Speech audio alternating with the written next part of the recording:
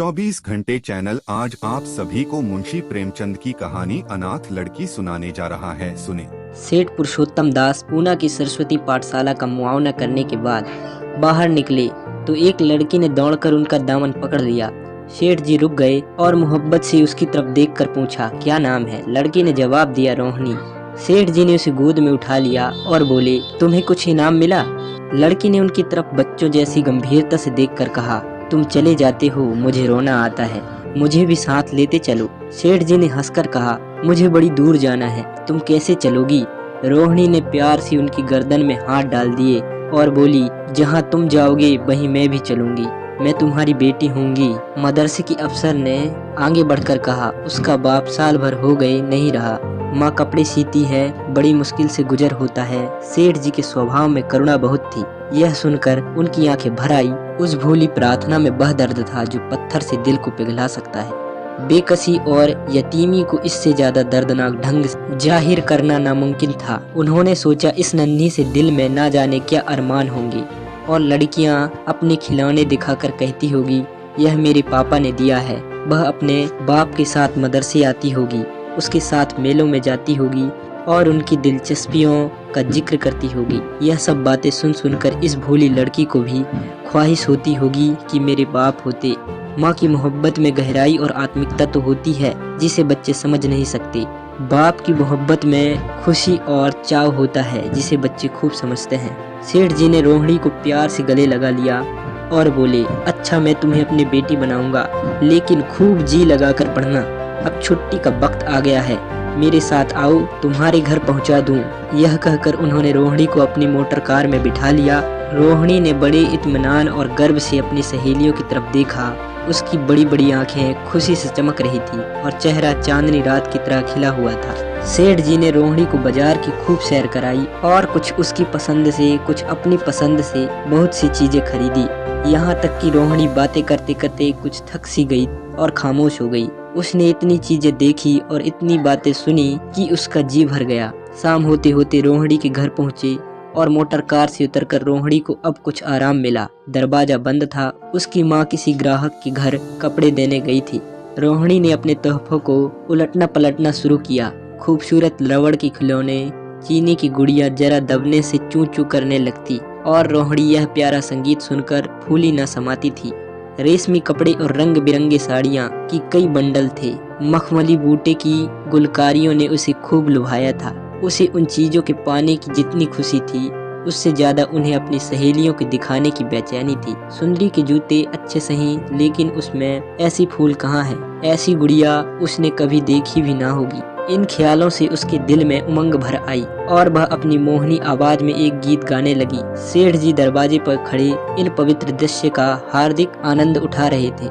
इतने में रोहिणी की माँ रुक्मणी कपड़ों की एक पोटली लिए हुए आती दिखाई दी। रोहिणी ने खुशी से पागल होकर एक छलांग मारी, एक छलांग भरी और उसके पैरों से लिपट गई। रुक्मणी का चेहरा पीला था, आंखों में हसरत और बेकसी छिपी हुई थी। गुप्त चिंता का सजीव चित्र मालूम होती थी, जिसके लिए जिंदगी में कोई सहारा नहीं। मगर रोहिणी को जब उसने गोद में उठाकर प्यार से चूमा, मैं जरा देर के लिए उसकी आंखों में नींदी और जिंदगी की झलक दिखाई दी। मुरझाया हुआ फूल खिल गया।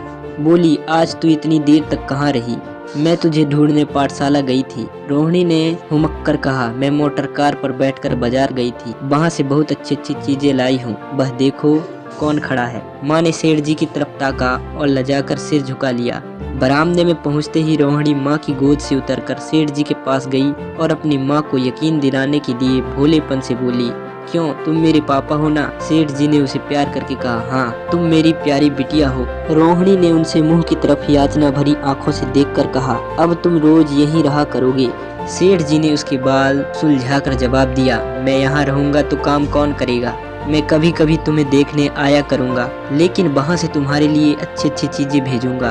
रोहिणी कुछ उदास हो गई। इतने में उसकी माँ ने मकान का दरवाजा खोला और बड़ी फुर्ती से मैले बिछावन और फटे हुए कपड़े समेट कर कोने में डाल दिए कि कहीं सेठ जी की निगाह इन पर ना पड़ जाए। यह स्वाभिमान स्त्रियों की खास अपनी चीज है। रुक्मणी अब इस सोच में पड़ी थी कि मैं इनकी क्या खातिर तवाजो करूं। उसने सेठ जी का नाम सुना था। उसका पति हमेशा उनकी बड़ाई किया करता था।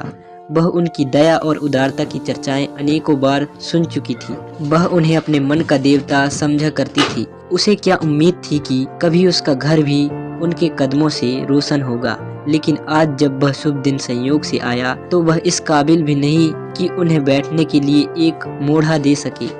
घर में पान और इलायची भी नहीं। वह अपने आंसुओं को किसी तरह ना रोक सकी। आखिर जब अंधेरा हो गया और पास के ठाकुर द्वारे से घंटों और नगाड़ों की आवाज आने लगी तो उन्होंने जरा ऊंची आवाज में कहा, बाई जी, अब मैं जाता हूँ। मुझे अभी यहाँ बहुत काम करना है। मेरी रोहिणी को कोई तकलीफ ना हो। मुझे जब मौका मिलेगा उसे देखने आऊँगा। उसके पालने पोषने का काम मेरा है और मैं उसे बहुत खुशी से पूरा करूँगा। उसके लिए अब तुम कोई फिक्र मत करो। वजीफा बांध दिया है और यह उसकी पहली किस्त है। यह कहकर उन्होंने अपना खूबसूरत बटुआ निकाला और रुक्मणी के सामने रख दिया। गरीब औरत की आंखों में आंसू जारी थे। उसका जी बरबस चाहता था कि उसके पैरों को पकड़कर खूब रोए। आज बहुत दिनों के बाद एक सच्चे हमदर्द की आवाज उसके मन में आई थी। जब सेठ जी चले तो उसने दोनों हाथों से प्रणाम किया। उसके हृदय की गहराइयों से प्रार्थना निकली, आपने एक बेबस पर दया की है। ईश्वर आपको इसका बदला दे। दूसरे दिन रोहिणी पाठशाला गई तो उसकी बाकी सजधज आंखों से खूबी जाती थी। उस्तानियों ने उसे बारी बारी प्यार किया और उसकी सहेलियां उसकी एक एक चीज को आश्चर्य से देखती और ललचाती थी। बेचारी विधवा को उनकी कृपा से जीविका की चिंता से छुट्टी मिली। वह भी रोहिणी के साथ पाठशाला आती और दोनों माँ बेटियां एक ही दर्जे के साथ साथ पढ़ती।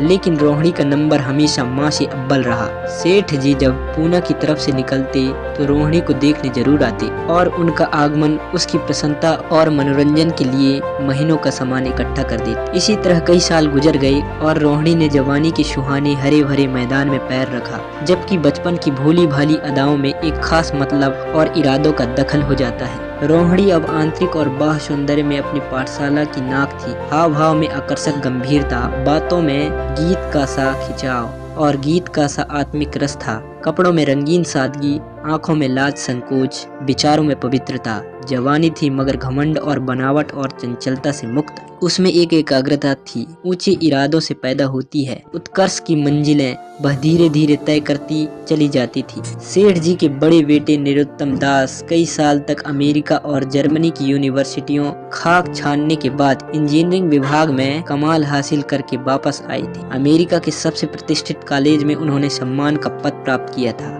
अमेरिका के अखबार एक हिंदुस्तानी नौजवान की इस शानदार कामयाबी पर चकित थे। उन्हीं का स्वागत करने के लिए बम्बई में एक बड़ा जलसा किया गया था। इस उत्सव में शरीक होने के लिए लोग दूर दूर से आए थे। सरस्वती पाठशाला को भी निमंत्रण मिला और रोहिणी को सेठानी जी ने विशेष रूप से आमंत्रित किया।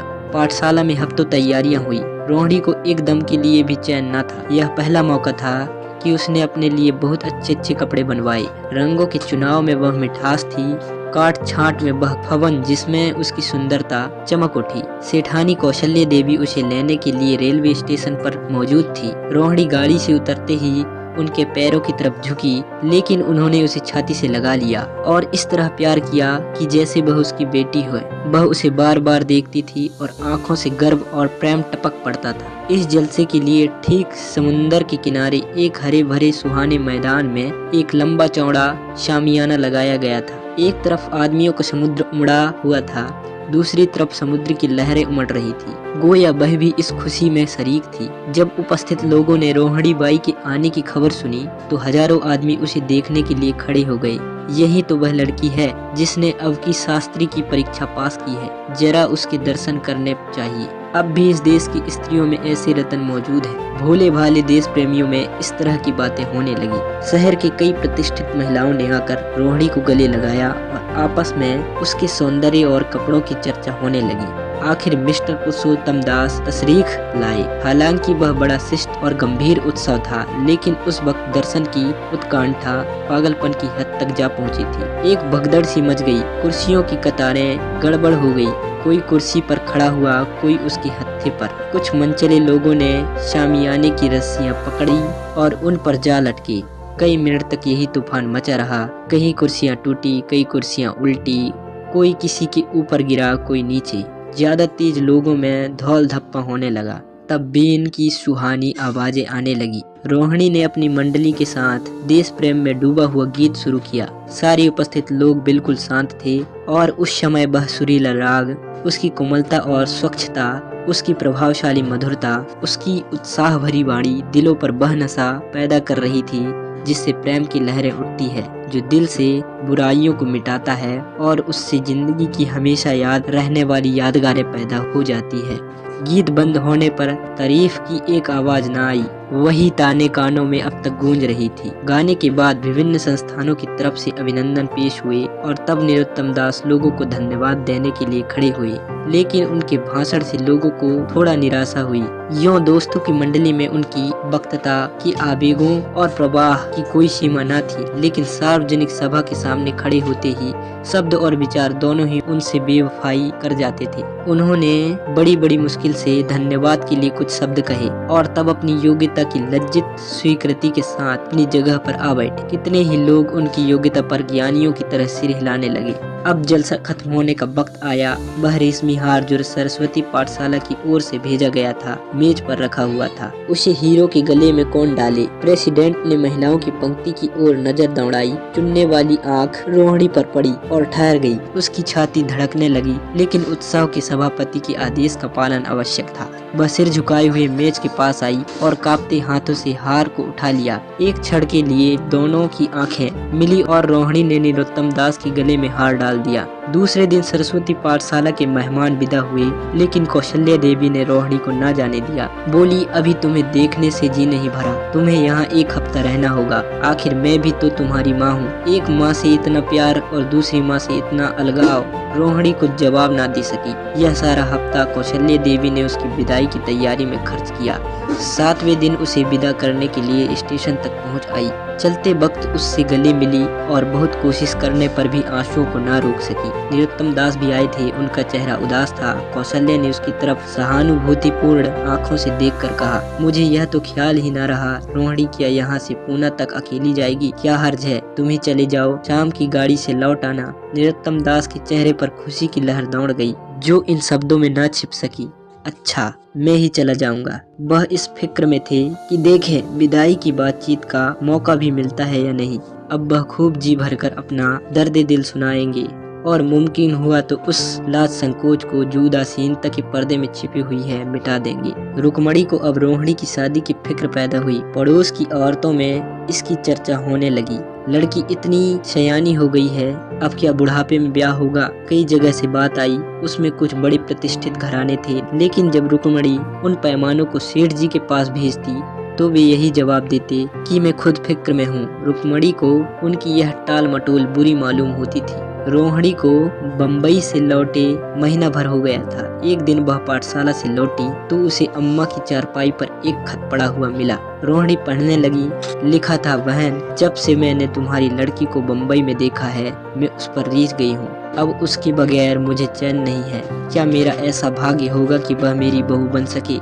मैं गरीब हूँ, लेकिन मैंने सेठ जी को राजी कर लिया है। तुम भी मेरी यह विनती कबूल करो। मैं तुम्हारी लड़की को चाहे फूलों की सेज पर ना सुला सकूं, लेकिन इस घर का एक एक आदमी उसे आंखों की पुतली बनाकर रखेगा। अब रहा लड़का, माँ के मुंह से लड़की का बखान कुछ अच्छा नहीं मालूम होता, लेकिन यह कह सकती हूँ कि परमात्मा ने यह जोड़ी अपने हाथों बनाई है। सूरत में, स्वभाव में, विद्या में, हर दृष्टि से वह रोहिणी की योग्य है। तुम जैसे चाहे अपना इत्मीनान कर सकती हो। जवाब जल्द देना। और ज्यादा क्या लिखूं? नीचे थोड़े से शब्द में सेठ जी ने उस पैगाम की सिफारिश की थी। रोहिणी गालों पर हाथ रखकर सोचने लगी। नरोत्तम दास की तस्वीर उसकी आंखों के सामने आ खड़ी हुई। उनकी वह प्रेम की बातें जिनका सिलसिला बम्बई से पुणे तक नहीं टूटा था, कानों में गूंजने लगी। उसने एक ठंडी सांस ली और उदास होकर चारपाई पर लेट गई। सरस्वती पाठशाला में एक बार फिर सजावट और सफाई के दृश्य दिखाई दे रहे थे। आज रोहिणी की शादी का शुभ दिन, शाम का वक्त, बसंत का सुहाना मौसम। पाठशाला के दारों दीवार मुस्कुरा रहे हैं और हरा भरा बगीचा फूला नहीं समाता। चंद्रमा अपनी बारात लेकर पूरब की तरफ से निकला। उसी वक्त मंगलाचरण का सुहाना राग उस रूप हली चांदनी और हल्की हल्की हवा की झोंकों में लहरें मारने लगा। दूल्हा आया, उसे देखते ही लोग हैरत में आ गए। यह नरोत्तम दास थे। दूल्हा मंडप के नीचे गया। रोहिणी की माँ अपने को रोक ना सकी। उसी वक्त जाकर सेठ जी के पैर पर गिर पड़ी। रोहिणी की आंखों से प्रेम और आनंद के आंसू बहने लगे। मंडप के नीचे हवन कुंड बना था। हवन शुरू हुआ। खुशबू की लपटें हवा में उठी और सारा मैदान महक गया। लोगों के दिलो दिमाग में ताजगी की उमंग पैदा हुई। फिर संस्कार की बारी आई। दूल्हा और दुल्हन ने आपस में हमदर्दी, जिम्मेदारी और वफादारी के पवित्र शब्द अपनी जबानों से कहे। विवाह की वह मुबारक जंजीर गले में पड़ी जिसमें वजन है, शक्ति है, पाबंदियां हैं, लेकिन वजन के साथ सुख और पाबंदियों के साथ विश्वास है। दोनों दिलों में उस वक्त एक नई बलवान आत्मिक शक्ति की अनुभूति हो रही थी। जब शादी की रस्में खत्म हो गई तो नाच गाने की मजलिस का दौर आया। मोहक गीत गूंजने लगे। सेठ जी थक कर चूर हो गए। जरा दम लेने के लिए बगीचे में जाकर एक बेंच पर बैठ गए। ठंडी ठंडी हवा आ रही थी। एक नशा सा पैदा करने वाली शांति चारों तरफ छाई हुई थी। उसी वक्त रोहिणी उसके पास आई और उनके पैरों से लिपट गई। सेठ जी ने उसे उठाकर गले से लगा लिया और हंसकर बोले, अब तो तुम मेरी अपनी बेटी हो गई। अगर आपको ये कहानी अच्छी लगी हो तो लाइक कीजिए, शेयर कीजिए, कमेंट कीजिए और ऐसी ही नई वीडियो के लिए चैनल को सब्सक्राइब कर लीजिए।